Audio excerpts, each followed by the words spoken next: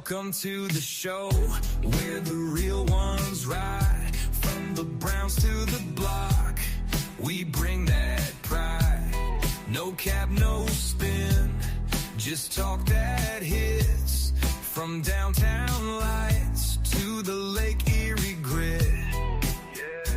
Steam rises high off the Cuyahoga flame. In the city of work, we don't play no games. Skyline whispers stories of hustle and grind. Cleveland's heartbeat never falls behind. It's 216, where the voices collide. Holding it down like a tide won't subside. No fluff, just fire. This truth takes flight. Let's get to the facts. Yeah, starting tonight.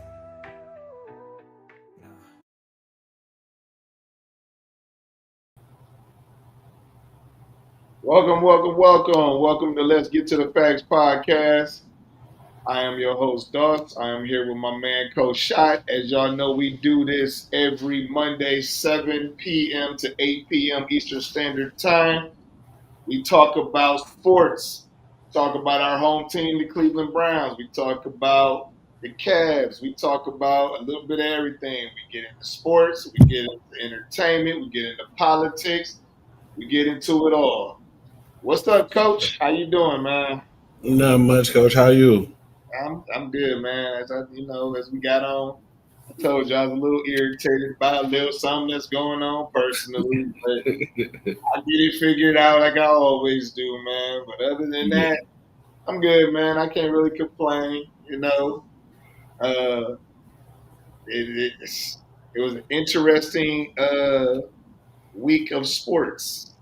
College football was okay, but I'm gonna tell you honestly, I didn't really watch much college football. But NFL wise, It was real exciting. Well, my Buckeyes on the break, I got to watch a couple other teams as far as college football. NFL, of course, the normal Sunday insanity with the Browns. Exactly. But yeah, I mean, let's go, Coach. Hey, let's go. Hey, so first I do want to say though, my Miami Hurricanes, because everybody always be like, man, how do you got two teams for everything? This long story. But my Hurricanes has jumped up to number 2, and they are not playing with people. Carson Beck got them boys looking good. So. I ain't give it. I was able to watch that. Carson Beck gets no credit for me. Y'all got two dominant defensive ends. Yes. So no, I'm not giving Carson Beck nothing. You got to give Carson Beck something. Nah. He got them boys cooking. But what I am when we play Florida State. That will be the determining factor of how good they really are. Of course. So. Of course. I mean, Carson Beck he cooking right now, but he gonna fuck up the dinner later. Man, I'm not hearing that. That's a Georgia boy. He knows how to play that SEC ball. He coming over to the ACC and he doing this thing like he's supposed to. Couldn't cut it. By the end of the season, he's going to be one of the top picks for the quarterback spot. He couldn't cut it in the SEC, so he goes to the younger brother, the ACC. Okay, makes sense. Okay, we going to see. Because the SEC is no longer the big brother. You know who the big brother is now. It's the Big Ten. It's the Big Ten. You're right. All right, Coach. So, hey, man. The Browns pulled it out, my guy. Browns pulled it out. How do you feel about that one? We've been laughing about them. We've been laughing at them for the last couple of weeks. So, hey, first thing I gotta say is, holy Schmidt, that motherfucker make that kick. That's all I gotta say. Hey, Dre Schmidt, man, way to bounce back. I ain't know young dude. I ain't know he had lost his mom in July, so he been already out here playing with a heavy heart. Right. So, you know what I'm saying? Shout out to him for bouncing back. I got two things to say, Coach, and this is pertaining what you said in the draft. Okay. First thing, Mason Graham been balling out. He has the highest win percentage in pass rush as D tackles in the league, the highest. He's at 43.7%. The average D tackle. Understand how they base that percentage, but I will say he bought against Green Bay. The average D tackle is winning at 9%. D tackles ain't supposed to be getting sacks. He already got like 2 of them. He did ball. He did ball against Green Bay. I made a habit to watch him. I made a habit to put my eyes on him. Okay. So he had a decent game. I'm gonna tell you flat out, man. Like I like the defense, and that's what the actual next segment is. But I wanted to just talk about the Browns when we first Browns. Okay, as a whole, as a game, I honestly, I think the Browns can do something if they get rid of Joe Flacco.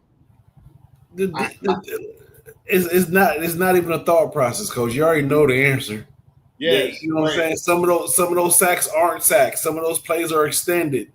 You know what I'm saying? Some of those throws are just like, what are you doing, dude? Like, I'm gonna tell you honestly. I feel like Flacco is tanking purposely to give Gabriel the green light. Because I'm looking at the way he's throwing the ball deep, and that ball is hanging in the air for a long time. That's not what he normally does. He knows how to throw on the rope. And that's not what he's doing. Them balls are sailing in the air. Shit, we could have ran out the stands and intercepted that shit. That's how long they be hanging. It is, but I'm gonna say this. I don't think knowing Joe Flacco and he's a competitor. I don't think he's tanking purposely. I think Joe wants to be the starter and keep go through the whole season. But I agree with you. I agree with you on the passes. But I also sum that up to you didn't get any reps with Isaiah Bond.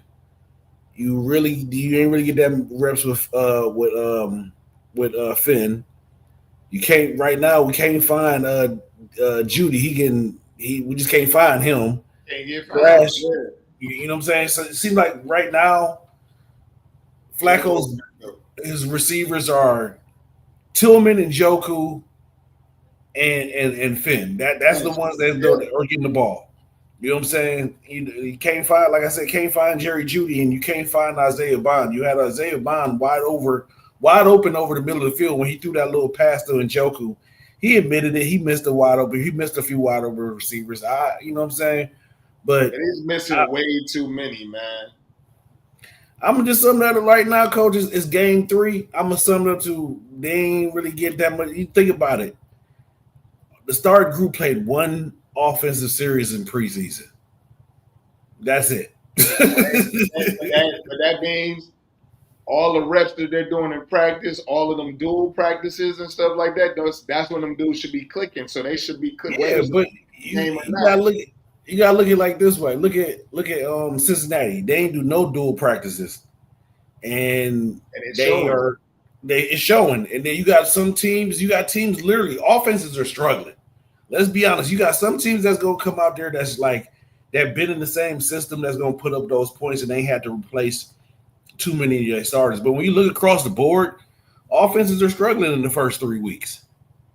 It's just and you know what? I expected. I don't expect nobody to come out and put up a lot of points like what Cincinnati, what the Vikings did against Cincinnati. That was an anomaly. I ain't expect that. Well, Buffalo got the same offense, same offensive quarterback. They got new parts and pieces too. Where on the offense? Where? Yeah, on the offense. Where? You got to tell me because you got the same quarterback, you got the same running back, you got the same receivers. You added a receiver. They was doing a dual running back situation, so now they went strictly Cook now. So okay, they got switch up. So then Cook was there. You got Elijah Moore out there now. Okay, is he out there, coach? Is he out there? He is. He really out there. He ain't out there. No, he ain't out there. I'm telling you, man, he's out there. He's out there. I'm gonna pull up his targets to say if he's out there. He's out there. And he's getting more handoffs and runs and stuff. Like the stuff that they do with Shakir, they're doing that with Elijah Moore now. But because he's honestly, he is a running back that's in the slightly a receiver body. He's not a friggin' receiver. Oh, I'm not disagreeing. It's the same thing when we had him with the Browns. What was it? Elijah Moore on the handoffs, Elijah Moore in the backfield. You know what I'm saying? Like, it's the same thing. But no, I can't say Buffalo because I'm just saying overall, when you look at it across the board NFL, scoring is usually down every season in those first couple of weeks, and that's just what it is. The defense is always going to be better. It's always. Yeah, I definitely agree with that. The defense is a lot better because they it's not. I don't want to say. I was about to say something terrible, but I was about to say it's not all scheme out there, but it really is. Yeah. But it's but defense is a lot easier to click on than offense. Yeah. Oh yeah. So that's offensively is a lot of moving parts. It's a lot. You know what I'm saying? So it's hard to get that together. And then honestly, when you also look at it too, there's been a lot of offensive line injuries across the board on a lot of teams. So the same type of pass protection, ain't the same type of run game. Stuff didn't change, man. The defenses right now just out there just really just kicking butt. Yeah. Definitely. So since we're talking about defenses, let's go ahead and just move on into it. The defense looks amazing. I really like the defense. I like the aggression that Dale Pitt is playing with because he's stepping his game up. It's funny. It's funny, Coach, that you mentioned Dale Pitt because usually when you see a lot of players get that contract, they usually slump afterwards. They usually don't care as much. But since he got his got his money, he been out there playing. He hasn't slacked off at all. Yeah, and he's definitely out there balling. He's coming up. He made sure he stuck to his word about Derrick Henry not getting nothing, and he stood up on that. The front line, man, the interchangeable parts. I like what the Browns are doing. They're causing so much QB chaos, and it's like, there's going to be a couple of passes. Because what I've learned that Green Bay did is they saw that they long developing plays. Yeah, you ain't had time. Shorter. So you ain't had time. And teams are going to see that too. So now that means the secondary going to have to play up a little bit, play tight, make sure they don't get beat on no double moves and stuff. But I like the way the corners played. Newsome still got to tighten up a little bit, but for the most part, I like what I'm seeing from the defense. The linebackers are flowing to the ball. They're stripping at the ball. They're punching at the ball. The defensive line is stunting like crazy. They crossing like crazy. Them boys is balling, man. I really like what I'm seeing from the defense. Yeah, I can say this. In watching the Browns in the last 5 years, right? We've had a defense. The difference between what I like more about this defense versus the other 5 years that I've seen this Browns defense is that now you're triple teaming Miles, but everybody else is winning their one-on-ones. No one is losing their one-on-one. They're winning one-on-ones. They're getting pressure. And so, like, when you look at their stats, it was a lot of half sacks because it was two players getting to the quarterback. Yeah. You know what I'm saying? So kudos to the front line. I like like you said, the interchangeable parts. It just, to me, reminded me of what they was trying to do when they had Zadarius Smith and, they had Tomlinson and all them. They tried to do that, but the thing was, we got them older in their career. You know what I'm saying? Yep. Now you got them young guns out there. You got you got Alex Wright, you got a McGuire, you got a Graham, you got the one dude, the undrafted free agent, who they call Turtle Time.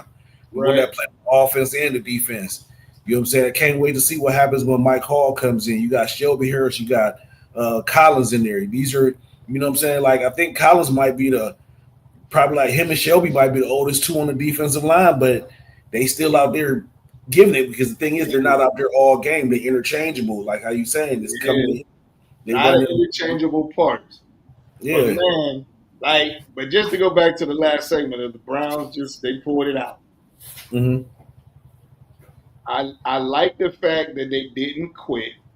Mm-hmm. I like the fact that the defense was like, we're not going to roll over on this one. And then we turn around, and then our kicker finally became a kicker. Yeah. So, but it goes into my second part that I was about to say, what I was saying earlier. Quinshon Judkins, bro. That's all I gotta say. He missed one game, and he's as far as rookie running backs, he has the second most yards. Right behind Genty. Only like 5 or 6 yards off.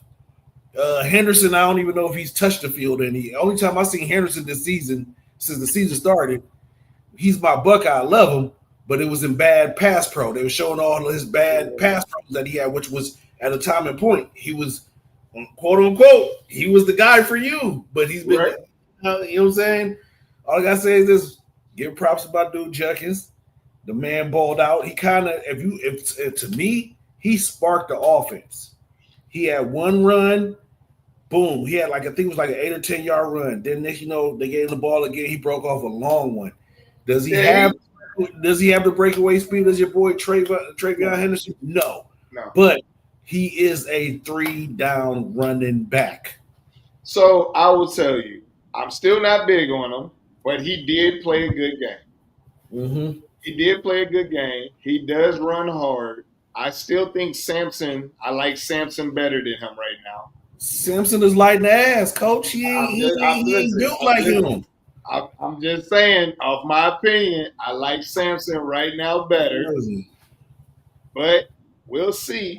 I like Samson too, but to me, what the Browns was trying to do is trying to kind of build their offense in the sense their running back game in the sense of what Detroit got. You know what I'm saying? That tandem. So right now, Judkins to me is the man came back and after 1 week, he number one in the depth chart for a reason. Right. You barely saw Ford in there until it was a couple little dump passes here and there. In the fourth quarter. Third and fourth quarter when he showed up. I'm not saying nothing against Dylan Sampson. I like him. I like what he's going to give us. I can see a future for him in the offense.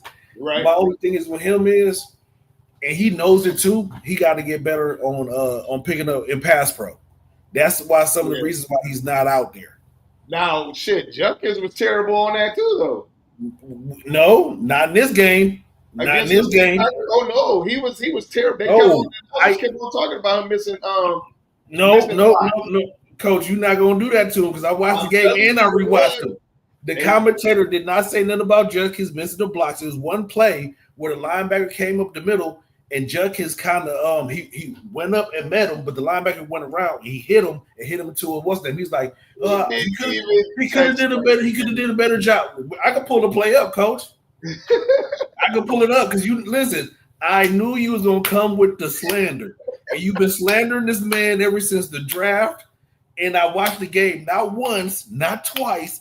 I watched it 3 times because I watched it again during work today. No bad pass pro. Man, he was not good on his blocking, but he did run hard. We gonna find the clip of him doing bad in pass pro, Coach. You showed it to me because I know the clip where the linebacker blitz and Judkins kind of right up the middle. Judkins act like he was about to hit him, then he just took off and ran a route instead. Nah, Coach. I'm telling you, he did, man. Hey, listen. That's okay. So that's the one that they highlighted. However, there were other passes where he chipping, but he ain't chipping enough. No, you right. He ain't chipping enough. It was some plays where he wasn't chipping enough. But what I mean pass pro is I ain't talking about the chipping and then releasing. I'm talking about you coming up the middle, you coming from the end. I gotta pick you up man to man. It's me and you. I know what you're saying. Yeah, no, he ain't mess up on those, coach. The chipper, not give you the chipper because his chips was like a love tap. He was love tapping people. We gonna see where your man goes, man, down the line. Like I said, he ran hard. I will give him credit on that. Mm-hmm. He did bring some energy. I will give him credit on that. Mm-hmm. However, you can like Samson better, but I'm gonna tell you like this: he ain't like our other backs. Our other backs, they get tackled and they go back to the huddle. Junkins is gonna run into you and talk shit, then go back to the huddle. Yeah, he's that goon that you want on your team. But that's because Ford is soft. He doesn't want to be a between the tackles runner. No, Ford is outside. Yeah, but see, Samson is in and out, just like Junkins. That's why I like both of them together. Yeah. I just like Samson a little bit better. Maybe because I've seen him more in the NFL right now over Judkins, but I think Judkins got time to prove that he could be like Gibbs, at Detroit, because that dude is the truth. But you got Gibbs and Montgomery over in Detroit. We got Judkins and Sampson. I'm cool with our group. I'm cool. I'm cool with it. The crazy thing is we're going to find out on Sunday because they play each other. They play Miami this week, don't they? I think they play at Detroit this weekend. I thought they play Miami this week. Give me 1 second. I'm about to pull it up. All right. But, yeah. I thought it was Detroit. I know it's coming up pretty soon. Let me see. Browns schedule. No, you're right. They at nope. They are at the Lions. They are at Detroit this weekend? Yeah, they're at Detroit this weekend. They play Miami October 19th. Okay. Yeah, that's at home. Right. I knew that. Yeah. That's the reason, because I was looking at tickets and stuff for games and stuff. But all right. Now that game should be a good one. That's going to be a real test of our defense and see where we at as far as where we match up at, because that Detroit Lions offense is something ridiculous. Yeah, it's going to be a good test to see what the Browns are like. But if the Browns knock off Detroit, that means we know that the AFC. Well, we know that the Browns can handle the NFC North. We know that that's a tough division this year. So because we Packers, Lions, and then Vikings, and we play the Vikings overseas. Oh yeah, that is right. Yeah, the Vikings play a couple of times overseas because they play this weekend overseas too. Yeah, they over there for 2 weeks straight. That's why everybody was like, the Browns is going to lose against the Vikings, because usually when the Vikings play 2 games over there, or whoever the team is that stays over there, they usually win both games. Right. Yeah. I don't know who in our comments on the YouTube, man, but this dude is like, Scatterboo clears him. So he's basically saying Scatterboo is better than Kushan Junkins. And then he says, I'm Tyreek Hill baby mama.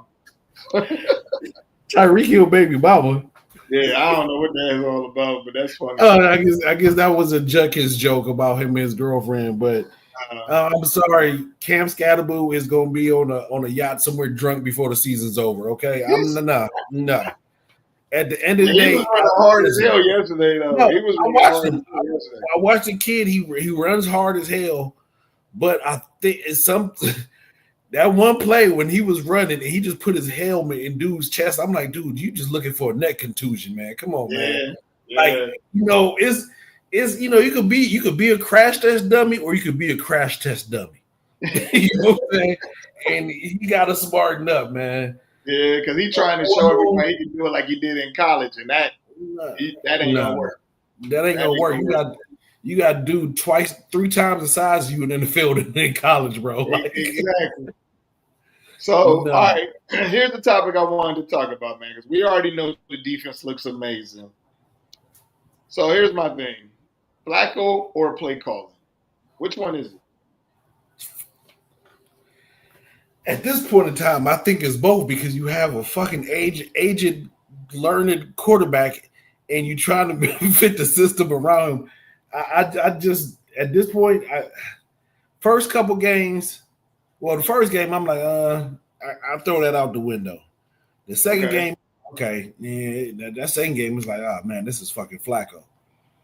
The first half, even all the way through the whole game, I'm like, man, this is Flacco because I'm like missing wide open receivers. You can't move in the pocket. You are a statue. And then it's like I'm sitting here like, okay, if you got Shador, Dylan, Gabriel, and I'm pretty sure they're more mobile than him. They're gonna, be able to extend some plays, get out the pocket, do something different. It's just like at this point in time, I'm gonna just say it's both. Honestly, because I'm like, dude, we just going. I think during the first half, it was predictable. We ran the ball on every fucking first down we had. It's like first down, run the ball again. It's like. But even on the third down one, it was like on the first drive, it was like third down, and it was like 3rd and 7, and you decided to run the ball. It was like that tells me right off the bat you don't believe in either your playbook or your quarterback. No, the thing was you ain't peeping, Coach. Flacco changed the play, and Stefanski was mad as fuck on the sideline. Like, you changed that fucking play? You ain't peeping. He was mad. I had to have missed that. Yeah. No, Stefanski was mad about that play change. Flacco the one who changed it, and he was like, what the fuck was you doing, bro? Like, he was pissed. I don't understand why you would even think, like, even in Flacco, why would you even think to check down to a run on 3rd and 7? That's just weird as hell. I guess he was trying to catch him in, like, it was, I don't know, maybe a draw type scenario, because you can pick up some, but you got to let the rush come up the field. You got to do a draw. You just handed the ball off. Like, Max B said we need to start Shador. He says, might as well. We sell his jerseys. I agree with him, but I'm with his daddy, man. In due time, it's gonna happen, and I believe he's gonna get his shot this season. I think so too. And to me, I think he's going to be that quarterback that we have when they move in the shit park. Brook Park when they move down there. I think so too. Okay, so I sit back and I watch, man. Mm-hmm. I honestly think it's Joe Flacco. Mm-hmm. I'm with you on it's both. I think Kevin Stefanski thinks that he's the smartest guy in the room. Yeah. And your playbook is basic as hell. Like, you can't even run ISO plays, counter plays properly. And then you're trying to have a play action type of offense. You don't have a play action quarterback. Like, it's just not making sense to me. And that's the reason why you're not getting your receivers open, because as soon as Flacco turns around off of his pass or he fakes his handoff, he already got defenders on him and he's not fast enough to evade them, because in a play action there's some rollout. Yeah. You got to be able to roll out and be able to get the ball off accurately. I agree with you, Coach. I think I don't think they was prepared for what was going to happen with Judkins. Him missing that game and being out, I think they thought the offense would be further along and they have some type of development in the run game. But even with that, you still got a rookie, and nobody respects him as of right now. So you can't do too much under the center play action type deals right now, because ain't no linebackers biting up for that. Like, who biting up? But I'm gonna tell you though, I posted it yesterday on Facebook, and I will continue to say it. Mm-hmm. The reason why Dylan Gabriel has not touched that field, other than the garbage minutes that they gave him the last time, is because he can't operate the offense other than a 2-minute offense. And if they put that out there and it gets exposed, now it shows that you're purposely holding Shador back. Because you saw how bad Joe Flacco was looking. They said Joe Flacco is number 30 out of all of the quarterbacks right now. I believe it. It's like, come on, man. Like, you're not going to put Dylan Gabriel out there because it's going to expose. He's small. The offense is just hard for him. And y'all got to be able to sell that y'all drafted him before Shador. And you can't, and you're not willing to do that. So to me, it's the play calling, and it's Flacco. Yeah. And it looks terrible. Hold on. P Max said Kevin Stefanski is 9 out of 10 games calling plays. He hasn't scored over 20 points. Why is he still allowed to call the plays? I agree with you, Pete. Because he's the head coach. Because he's the head coach, and he gets to make that determination. That's the simple answer. Yeah. So it's a shitty answer, but that's the answer. So unfortunately. Yeah, man, that's the real reason why, the Browns are not where they should be. Mm-hmm. Because of the fact that, he wants to call the plays and he wants to be the head coach. He wants to be the micromanager. He wants to be the face. He wants to be this. He wants to be that. And that's the reason why the Browns are not heading in the right direction.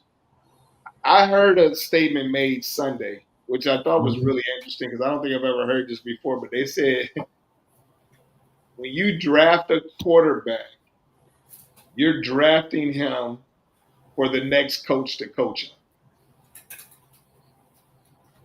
More than likely. So if we get a new coach next year, because Stefanski ain't going to make it through this year, unless a miracle happens. He'll be back. He won't be back. He'll be back. Because when the owner says at the very beginning of the season, hey, this man's job is not on the line, neither him or AB's job. We're just going to take how this season goes.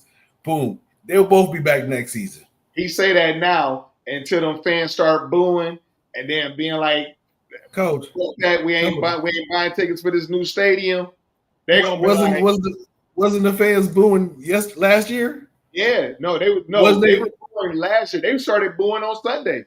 Okay, so they booed last year. They booed on Sunday, and last year to this year, that man still got his job, Coach. It's still early, Coach. It's still early. Listen, they're not worried about selling them tickets for that new stadium until what are we in 2025? At least another 2 years. So he'll be back next year, Coach. Listen, he'll be here next year. That man is not going to make his job next year. If they don't win, if they don't have a winning record, he's out of here. They'll be back next year. I don't know. Him and AB will be back. I'm not. Listen, you got to think about it. One of the things that people always said about the Browns, other than they had so many starting quarterbacks in their history since they've been back since 1999. The other thing is this. We've had so many head coaches. They are not trying to change head coaches at this point in time. They're trying to actually build a program. This man is 6-28 in 2 seasons. He will get fired. He ain't getting fired. If they don't win this season, Coach, he's done. Okay, who you gonna replace him with? There's a bunch of coaches out here you can replace him with. Nick Saban being one of them. Nick Saban ain't coming to the NFL. If he couldn't, you just said with who? I didn't say that I wanted him or I think that it's going to happen, but he's an available coach. Urban Meyer, another available coach. We don't want Urban Meyer who kicked the kicker. He kicked the kicker. P-Max said Deion Sanders might come to Cleveland. Look at my face. Hey man, we might get prime time here in Cleveland. That is not happening. Listen, you got the likelihood is more likely once you move into the new stadium for that to happen. That ain't happening next year. Hey man, we might get Neon Deion here. Hey, if we do, it's prime time. Let's go. Hey, all day, exactly. All right, Coach, did you get a chance to check any of the other games out for week 3? I did. I checked out the Giants and Kansas City Chiefs. Kansas City. Chiefs still look like they Chiefs. Kelsey looks like he's one step away from retiring. Chris Jones, you're still a bum. You should never have Donald Trump's hand. So whatever you don't understand. Whatever that man touches turn to shit. That's why you're going to have a shitty-ass season. You're not going to win another Super Bowl because you touched that man's hand and you're a fan of his. So you just shitted up the rest of your season, shitty boy. Hey, so did Patrick. Patrick did too. Yeah, so they all shitty. So this is a shitty ass team.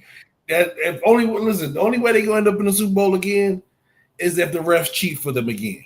Oh yeah, most definitely. Okay. People already hip to that shit. So yeah, exactly, and people are already tired of that shit. What did you think of Russell Wilson, man? I would have liked to see Russell Wilson as a Cleveland Brown. Okay. I mean, he can run the offense that we run, definitely. Yes, I would like to see him better than Joe Flacco. I'm sorry to say it. I think I said I would have liked it Flacco before, but I would have took Russ. I would have took Russ and Sierra and the kids. I was watching him, man, yesterday, and he's up and down, man. Like, he's not like he was in Seattle. His last year in Seattle, he used to piss me off a lot. Mm-hmm. But he's like now just watching him when he was with the Steelers, watching him with Denver, watching him now. It's like you flashing, like you either flash that you showing everybody it's time for you to call it quits, or you flash and showing everybody that you still got a little something in the tank. And I don't know if I really believe he do anymore. His accuracy is so off. Yeah, inconsistent. Like I just remember watching him last year when he was with Pittsburgh, and when they played us, like he made some good throws, and then he made some throws like, "What the fuck was you doing, Russ?" Right? Like it was, you know what I'm saying. But I think that's what a lot of these older quarterbacks they you know what I'm saying, stuff might be sped up or slowed down. Something ain't right. But it's same thing. I've been looking at Flacco now. I'm like, Flacco, what the fuck was that? Right. But you know, that's just me. Hey. I tell you though, my Seahawks dominated them Saints. Played a good game. Talking about they dominated them boys from the opening kickoff. Mm-hmm. Crazy. They had they special teams, defense, offense, everything was cooking. Another Buckeye was cooking. Yeah, another Buckeye was cooking. Yes. Hey, you know, was cooking. I didn't think you was gonna go to your Seahawks. I thought you was gonna go to Shake and Bake. I thought you was gonna talk about Shake and Bake. Hey, but man, let's talk about 3 field goal blocks in a matter of 5 minutes, back to back to back. They're all game changing. I just remember Coach sitting here watching the Browns, and then they cut to the Eagles, and they cut to the Buccaneers game. I'm like, what the hell is going on? I'm like, it's some kickers going to be an unemployment line at the end of the day. I was like, but see, I don't even know if you can blame the kickers. Like the one dude from the Jets, I don't know if you saw what they showed of him. Like one of his videos to prove to people his vertical. They show him jumping over an SUV. Nah, I ain't see that. So they showed this dude literally jumped over at the top of the SUV, not the hood, the top of the SUV. Hey, well, you know what? So that was the dude from the Jets. The dude from the Jets, he jumped over that pile and blocked that kick. I don't know why he ain't jumping over every pile. He should be jumping over every pile, blocking every kick. Every pile, and I'm paying you just to do that. Just to do that. That's it. You are my special teams ace. And he blocked it, picked it up, and returned it. When he took he took off. He took off. But I'm gonna tell you though, man, Emeka, dude, like for real. I know this might be a crazy ass statement, but Emeka, who I always thought was the least talented of the Smith and Jigba, the Garrett Wilsons, the Marvin Harrison, the one who I thought was the least talented out of that group, he's the dog in the NFL. You gotta remember this, Coach. Emeka was like the number 1 rated receiver in his class. Smith and Jigba was not number 1. Marvin here was not number 1. Garrett Wilson was not number 1. Yeah, I don't remember that, but I know it was at Ohio State. He was never the number 1 guy until like Harrison got hurt or something. He was never that guy. he was never put it this way. He was never that guy because he was never put into the position to have to prove that he was a guy unless Marvin got hurt. And whenever Marvin did get hurt, he proved it. You know what I'm saying? And you got to think about it. I don't care what nobody say. Ohio State receiver room is the best receivers room in college football. If you want to go learn how to be a pro and go into the league, go holler at Brian Hartline and the Buckeyes. They're doing a thing. Because even that, you could say even down to like right now, I remember I seen today everybody talking about Marvin Harrison is a bust because he dropped a couple wide open passes. Okay, I give you that. You can say he's a bust. Go ahead, but I'm gonna tell you like this: y'all go ahead and let Marvin go, and get him into an offense, a good offense with a good quarterback. That bust shit gonna go out the window. All them Buckeyes are dogs. He gonna cook. All them Buckeyes are dogs, man. I'm just saying. Like I said, man, Mecca, I watched him against the Atlanta game. I watched him in this game. And the catches this young man is making are, like, amazing. And I was like, and he looked like he got bigger and faster. And I was just like, man, like, I'm really impressed with him, man. I'm really impressed with him. He was, the crazy thing is, Coach, he was making those catches when he was with the Buckeyes. He was making those, like, I go back to the bowl game, the championship game. Nobody talks about it. But when he caught that one pass where he literally was going to end zone, had to turn over and catch it, like, while the defensive back hands was on them, like, that's max concentration, max hands, everything. The man is a dog, but the crazy thing is when you go back to when they was in college, they all said that what's name was a dog out the group. Jansen Smith and Jigba. Yeah. They said that Jigba was the dog, but Emeka been him. I'm telling you. But then Jigba balling in the NFL now that he's number one. Now that he's the number one in Seattle, he balling. And then, what's the quarterback over there now? The dude who keep bouncing. Dude who was Minnesota's quarterback last year. I should know it Sam right now. Darnold. There you go. Yeah. Darnold and him got a hookup, and they balling out, and they slowly starting to work Cooper Kupp in there too. Yeah. So, but and Jigba balling, but I was really impressed with Emeka, man. Like that dude, him and Baker are balling. Yep. It's to the point now you giving, what's the dude name? Mike Evans a little break because you got hurt. He got hurt because I saw him in the game. He caught that touchdown and he got hurt. He got hurt after that. Okay. Yeah.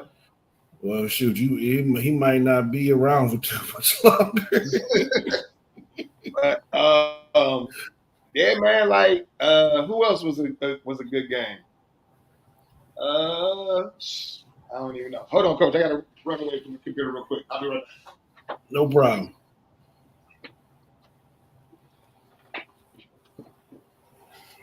Man.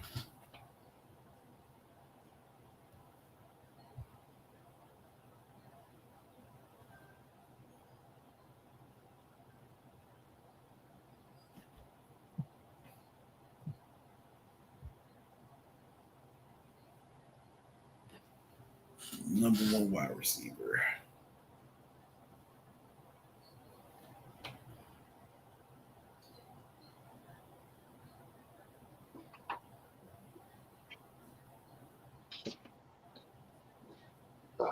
Cat is attacking my door. I had to move my cat away from my door.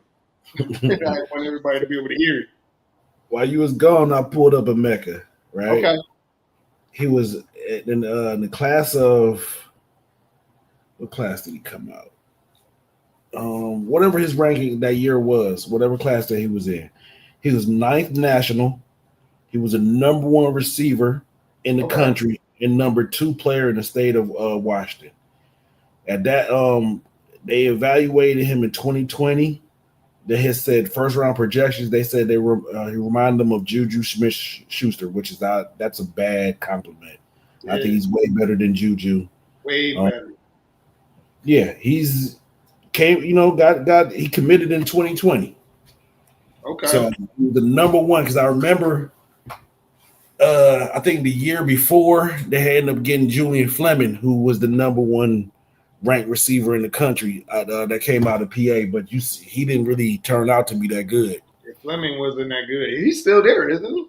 No, he actually got drafted, but then he went undrafted and got into I think it was like an ATV accident, killing his girlfriend at the time. Oh, okay. Yeah, so yeah, like it's pretty messed up. Like, yeah, she died in the accident. Wow. So I don't know if he in the league or what right now, but yeah, Mecca been him. Man, listen, I'm tell you, I was impressed. But I tell you, what other game that I saw that I was really impressed with? Hey, what about Carolina spanking Atlanta like that? What the fuck is going on with Atlanta? I don't know, but they look terrible. Man, they messed up my picks, man. I had them winning. I'm like, y'all got y'all tails spanked like that against Carolina, who really don't have nobody. Nobody. Y'all got Robinson. Y'all got Drake London. Y'all got Kyle Pitts. And y'all Penix, and y'all, how many? What it was like 8 points, 6 points? Like what the? I don't know. Did they score? I thought they got blanked. I thought they got blanked.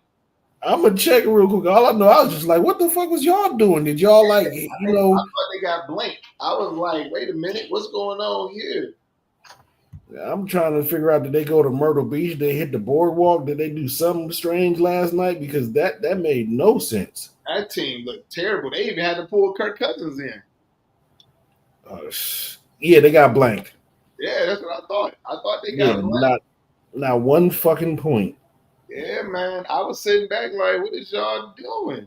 But, hey, these dudes was out here doing their thing. Who else? I'm trying to think of another game that really stuck out to me that I was really impressed with. Chicago. Now let me tell you, man, I got on my fantasy team, I got Caleb Williams, Swift, and Moore. And I said, these dudes ain't been balling for nothing. I put Caleb Williams on the bench. This dude decided to come out 290-something yards and 4 touchdowns. I was like, man, I said, y'all just playing with me right now. Y'all playing with me. I knew when I was making my picks, Coach, I never fucking picked Dallas. I hate them. I hate Dakota Prescott. I never do. But I'm like, man, y'all got this. Y'all gonna win this one. Fucking around and lost to the daggone Chicago fingernail paint bears. Lost to them. Lost badly. I gotta talk about this game real quick. Which one? Texans, Jaguars. Okay. CJ, what Lord, what is going on down there? This year 2 or 3. This is year 3, right? 3. This is year 3. So he passed his sophomore slump. He had the sophomore slump last year because he got hurt and stuff. I don't know, like just horrible. Nico Collins fumbling and stuff, not catching passes. I pulled up his stats, right? The man went 25 of 38, 204, 8.2 average, 1 TD, 2 interceptions, 2 sacks. Passer rating was 66.1. They had no running game whatsoever, so I guess they shouldn't have got rid of Joe Mixon. They got rid of him? Or he's hurt or something. Yeah, he hurt. I didn't think they got rid of him, but he is hurt. Okay, Chubb has got him 9 carries, 38 yards, 4.2 average. They don't have a second receiver. They shouldn't have got rid of Machette. And they don't. All they got is Nico Collins at this point in time. You got rid of Stephon Diggs. You got rid of Machette. Drew down. All you got is Nico Collins, because the rest of these dudes, I ain't never heard. Well, Christian Kirk, boo. But I ain't never heard the rest of these dudes. They got rid of Mechie? Yeah, they got rid of Mechie. They traded him before the season started. Wow. Okay. Yeah. Hey, I'm going to tell you a game that nobody is talking about, and a team that ain't nobody really talking about. Indianapolis. Oh, Danny Dime, because Danny Dime's out there doing his thing, man. And Danny, Taylor went nuts too. I expect that from Taylor. I don't expect nothing less than what he does, what he did in that game. That's what I expect from him. Yeah, man. Not even gonna lie. Like he was when he was at Wisconsin, he worried me when Ohio State played against him. And in the NFL, I knew he was gonna be a dog in the league. He reminds me of Travion. He don't have really that track speed that Travion got, but he got a little bit more meat on his bone than Travion. But he got breakaway. Oh yeah, breakaway. He got it. Washington and the Raiders. Washington went nuts with Marcus Mariota. Yeah, that vet who I also wanted the Browns to go after, but he signed with them before. And that running back McNichols. Yep, went nuts. So that goes to show you Robinson ain't really he ain't panning out to be what everybody's thinking. So all right, Coach, we got like 10 minutes and we still got a couple more topics we need to get into. So what do you think about this whole Jimmy Kimmel versus Disney? First off, Jimmy Kimmel getting pulled off the air for something that was not even worth being pulled off the air. And now to the fact where Disney done lost $3 billion overnight of people pulling their subscriptions because of Jimmy Kimmel getting pulled. Oh, they done brought him back. He'll be back tomorrow. Yeah, I think that's some bullshit. And I honestly, and I'm lightweight disappointed with Jimmy Kimmel too for even saying, yeah, I'll come back. I'm okay. Look, I'm not. Only way I'm gonna be disappointed in Jimmy is if he comes on air tomorrow and apologizes. That's the only way, because I'm okay with him going back to work. I'm cool with that. But if he goes back and apologize, I'm gonna be a little upset at you, Jimmy. Don't go back apologizing. Don't go back bending the knee. Keep that same energy. You got to keep the same energy. Hold your ground, because everybody know once you cave into a bully, he gonna keep on bullying. The only way to stop a bully is to slap a bully in the fucking face. But I hope everybody's paying attention that if you wanna make some noise, the only thing that these people care about is money. Hit their goddamn pockets. And honestly, nobody better not still go back and add their subscription to Disney because they done brought them back. Hold y'all ground. Because all they're gonna do is try to get y'all in another way. That's the only thing they're gonna do is try to get you in another way. Hold your ground.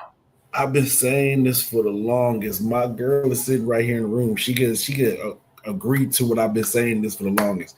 In America, they don't give a fuck about your skin color. They don't care if you're black, brown, or whatever.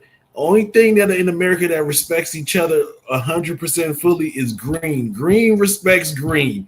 If you fucking with my green, I will bend over backwards to do whatever you need for you don't mess with my green no more. They don't care. Listen, if nobody would have canceled no subscription, nobody would have boycotted. Jimmy would have been sitting his ass at home right now. Yeah, that came over the fact so there are black and white. That is still an issue. Black, white, and green. Yeah, no. Yeah, that's still. Don't get me wrong. I ain't saying that like skin color is not. It is an issue, but at the end of the day, it goes to show you that they respect money over any and everything. That's all it is. Like you could have the most, they gonna respect. It's showing you like, come on, like right now, yes, boycott work. It shows you, but then one of the things I want people to focus on. It should also give you a glimpse of the power that you have as a unit. We united around Jimmy Kimmel. Just imagine if we were not united around the shit that actually makes our lives better. Yep. Well, the power that we have, that's the whole point. Like if y'all ain't learned nothing from this shit, please learn that. Like at least learn that. Like we have power. See, the problem is that they're listening to a person like Trump. Trump ain't buying shit. Trump is he buying nothing. So all he's doing is just hoarding money. That's it. But companies, like I keep saying, you companies that is following this man, two things. One, he's old, so he's not going to be here for a long time. Two, what do y'all think is going to happen to your business when he is no longer in power and y'all wronged all of the consumers? You guys are going to fold terribly. Because Yep. when it's all said and done, if you don't learn from Disney like, oh shit, we need to rectify this situation now. Yeah. 3 billion overnight. That means if it was a week, that shit can hit to like 50, 60 billion. They lost money. Their stocks took a hit. People Yep. was canceling, and this was all with like. When did Jimmy Kimmel stuff hit? Like, was Wednesday? It was something. I think it was Wednesday. Wednesday. So this was like literally, let's just say Thursday, Friday, Saturday, Sunday, a 4-day event. Exactly.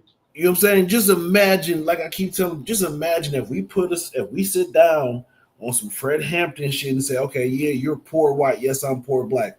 Fuck all the skin color shit. What do we have that's in that's ties us together? We're poor. Exactly. Let's work at that. Like, you can deal with the skin color stuff later down the line, but we got to get together and fix the stuff right now that's going to help all of us live. That's beneficial to our lives. So good shit with the boycott. Yeah. Hey, man, just keep standing your ground, people, man. Hey, I was gonna get into the topic of the singer David. I think we'll say that for next week because that's still gonna be a hot trending topic. Okay. But I wanted to ask you because it just hit me while we were talking about this. What do you think about Hakeem Jeffries voting yes to do the moment of silence for Charlie Kirk? What do you think about that one? Because I was a big fan of Hakeem Jeffries up until about a year ago, and now I'm like, I don't like you, dude. Like, you need to be gone. And I'm hearing a lot of people was like, it's time for him to be gone. It was never time for Hakeem Jeffries to arrive, and it's too late for him to. He just need to leave. He should never had arrived, and he should already be leaving out the door. I never liked Hakeem Jeffries from day one. Hakeem Jeffries, yes, it just, to me, he was never authentic. He was just a little bit more authentic than Cory Booker. He was a little bit more believable than Cory Booker. But they both are grandstanders. They both talk a lot of shit and have no bite behind it. Yeah, I agree. Listen, I already said Cory Booker's a Mitch. Okay? So Hakeem Jeffries is a bigger Mitch. He's not. I don't even understand why people call him, the whatever he is, whatever his title is in Congress. No, you're not. Chuck Schumer. When they still talk about who the head of them, they still talk about Chuck Schumer. You take all your calling from Chuck Schumer, dude. You are a bitch. You're not a stand-up guy. You are cosplaying like as a thug. You're just Hakeem Jeffries, my dude. Go fuck yourself. You are one of the worst person, bro. Like, I don't know how else to put it. Like, you don't stand on shit, bro. You not a stand. Coach, real quick. As a man, I always do this. When I talk to dudes, I'm like, I'm old school. I stand. I got is my word and my balls. Straight mafia type shit. If I give you my word, you know what I'm saying, I don't break it. Hakeem Jeffries, Cory Booker, y'all are not man. Y'all don't stand for shit. Y'all the sitting piss type niggas. Y'all sit and piss on the toilet. Like y'all are not dudes. Like, listen, man. Y'all don't stand for nothing. All y'all do is worry about what's gonna feed and put money in y'all pockets. Y'all are sellouts. Y'all have not done nothing for the black community, and y'all not gonna do nothing for the black community. And this is my thing to everybody who votes for them fools. You go home, look at yourselves in the fucking mirror, and ask them what have those two idiots have done to make your life better. And if you can't come up with 5 things on your hand, don't vote. Just go 3. Just go 3. If you can't come up with 3, don't vote for them.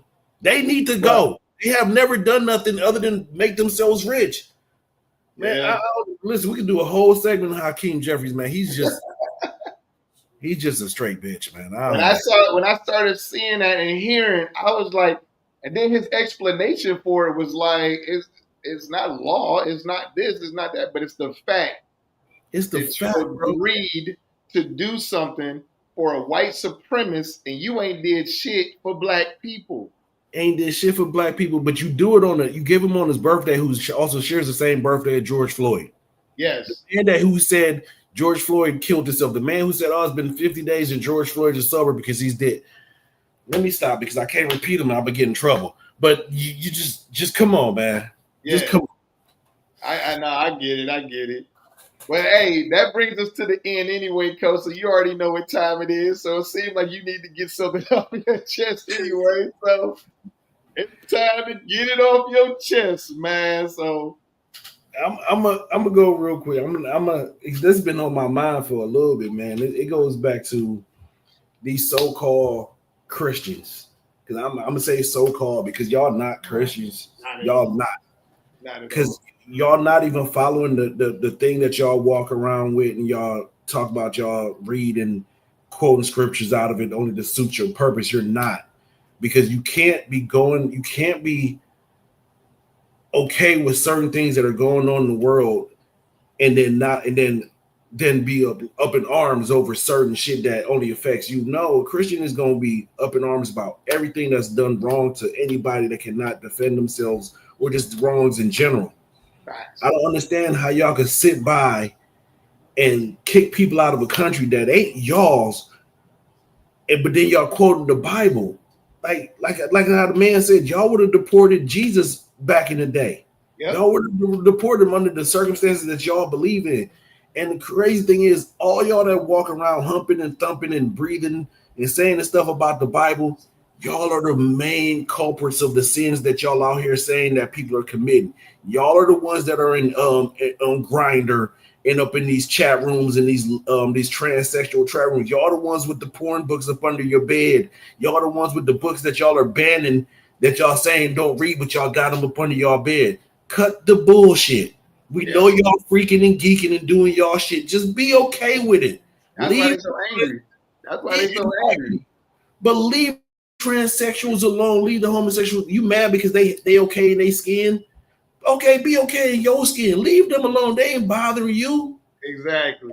And then the last thing is, you talk about this the skin color and all this other stuff, racism. Man, listen, man. If y'all believe in science as much as y'all believe in the Bible and everything that y'all say y'all believe in, it's proven that life started in Africa. Everything came out of Africa. The African-American female mitochondria and DNA inside her body carries a whole nother set of DNA that is not even carried by any other race on this planet. Any other race, yep. Any other race. So I'm not about to sit up here and argue the skin color of Jesus or whatever it is. Y'all gonna believe what y'all saying, but the Bible says hair of wool, feet of bronze. I don't know what white man got hair of wool and feet of bronze. I'm gonna leave it at that, man. I feel it. All right, so I'm gonna get something off my chest. And it's kind of on the whole. I'm still kind of on the same topic as you, Coach. Mm-hmm. However, TikTok, Facebook, YouTube. I want y'all to listen to me closely.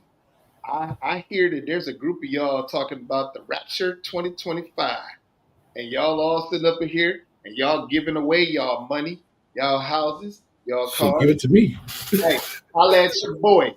To donate your money to this man right here. Hey, yes. To these two men right here. Donate your money to us. Look, we support you. Going ahead and following where that man who y'all think is coming to take y'all this time in 2025, follow him. I'll take your house. I'll take your car. Mm-hmm. I'll take your money. I'll take it all. All I know is when you don't get what you expected out of the situation, don't come to me talking about I stole it. Talk to me about I stole it. But hey, Rapture 2025, I support it. So go ahead. I support it. Go ahead and donate all your money, all your car. Hey, I can use that handout. I can use that handout right now. Me too. Oh, man. All right, y'all. This brings us to the end of our show. Once again, I'm the host, Doss. I'm here with my co-host, Coach Shot. We do this every Monday, 7 to 8 p.m. Eastern Standard Time. We are sponsored by No More Struggling Entertainment, the original bonus, and OPM clothing line. As always, it's a pleasure, Coach. I love doing this with you, man. Have such a good time. And I want to thank everybody for tuning in and checking us out as usual. All right, y'all. One thing, Hakeem Jeffries, go fuck yourself. All right, y'all. We out. Oh man. That was a good show right there, Coach. I like that one. Yes, sir. Yeah, it was a good one. Good one. I got a nap in today, so